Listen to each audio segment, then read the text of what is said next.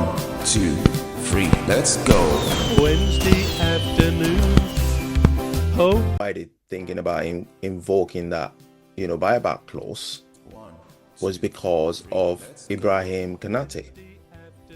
They said his contract's coming to an end. He hasn't been offered a new contract. So now Ibrahim Konate and Jara Kwanzaa, who do you think would be? At the moment, I think I'm struggling to think, am I thinking of the right person? Because it could be that Liverpool are interested in the Kwanzaa at Villa.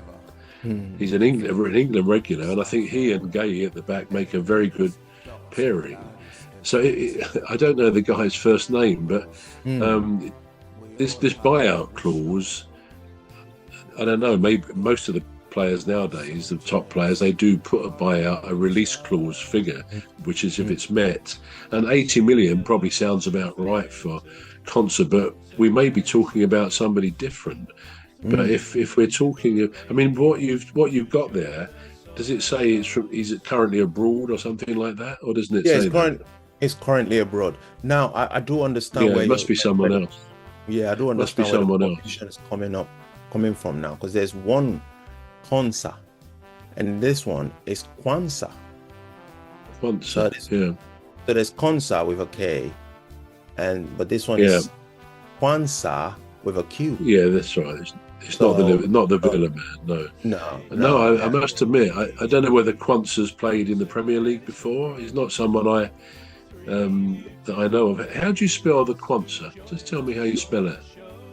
So it's the letter Q, and then UANSAH.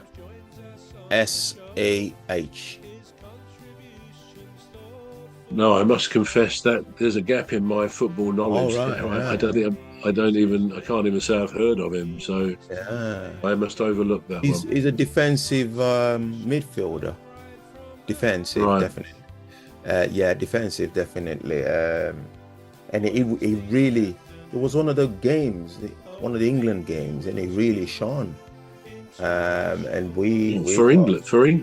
Yeah. He's played for England. So I should have heard of him, shouldn't I? Yeah. You have, because one time we compared him with Morgan Rogers, and I said, who would you go for based on? I suppose he was quite fresh then in your memory, and now, Well, anyway, So Konate, what's wrong with Konate at the moment? I don't. Well, I mean, is he getting a bit older? Of course, I don't know how old he is, but he must be into his 30s. And I know they've talked about replacing him before, not least with Mark Gay, where we thought Mark would go. But the other thing is, and it may or may not be relevant, but we said about the death of the Liverpool player in that awful car crash last beginning of the season. It affected the players possibly more, it was Jota, wasn't it? More than we might have thought. And I know Connie, what's his name?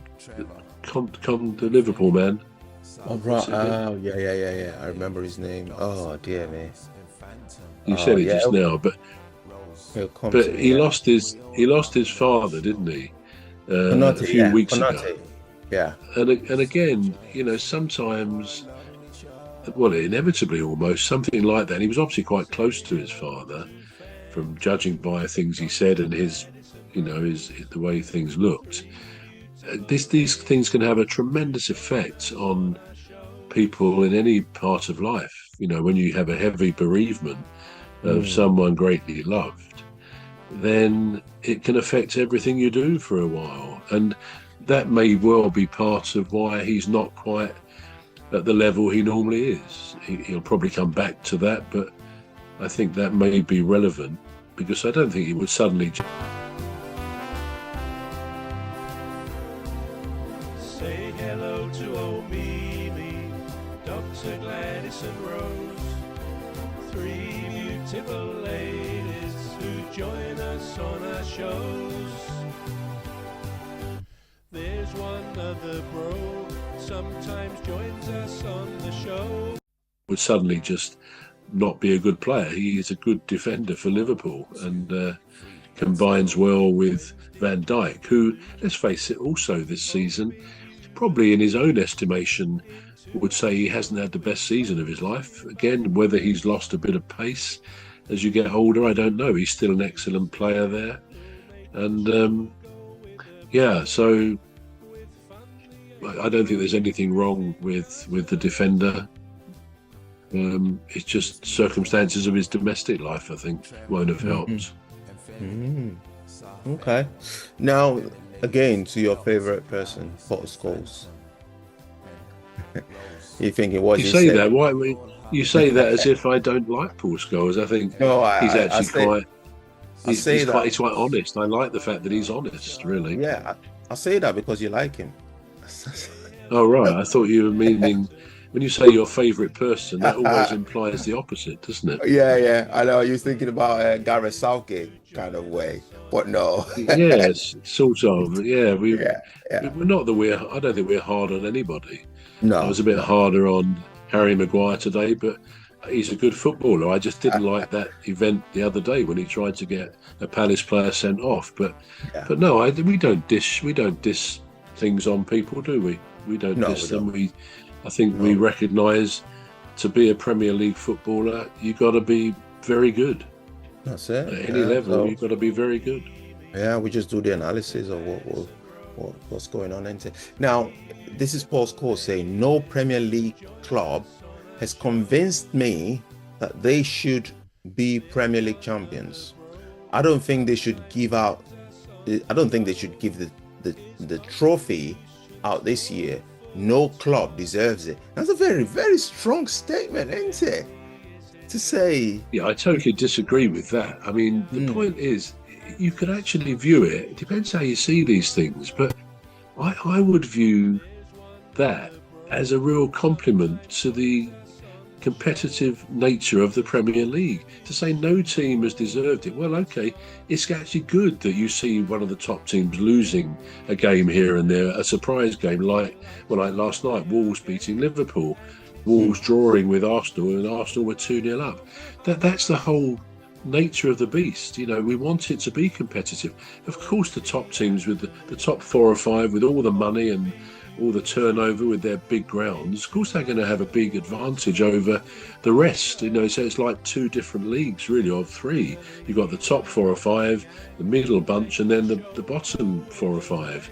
And in a way, maybe that's what makes it the league that it is. But it's still the case that any team in the Premier League can beat any other team. Even the team at the bottom can beat the top teams, which we see. So to say that no one deserves it, what I think he's saying is no one has stood out. Like, for example, last season, Liverpool did stand out. And it was only once they won it, technically, once they couldn't be cool. They then actually had a bit of a poor run of form. As they say, the players were on the beach already, knowing that they won it. And they did lose 1 or 2, and they drew a few, totally against the run that they seem to have had to win the title. So for my part, I'm glad in a way. I'm glad Arsenal haven't run away with it, so that, you know, they're 12, 14 points ahead, because then they would, whether they like it or not, would ease off the accelerator a bit. They say, well, we've won it. They don't want to go and risk injury and all that. So it's good to be competitive right to the end, even if it's the top 2 teams doing that, which it seems to be this time. So the idea that no one has stood out, because presumably most teams have had a bit of a bad run, I think that's testimony to how good the league is. Yeah, absolutely. Oh dear me, time flies when you have fun. Can't believe our time's up again. So do you want to do the closing conclusion for us, please, bro? Yeah, well, that's the end of our second segment of the Football Referee. Hope you found something of interest, and we haven't offended your sensibilities with some of our comments. Anyway, I am Trevor Gear, and he calls me bruv. And I'm Emmy Hikins, and he calls me cuz. Join us again next week. So goodbye from me. Goodbye from me too.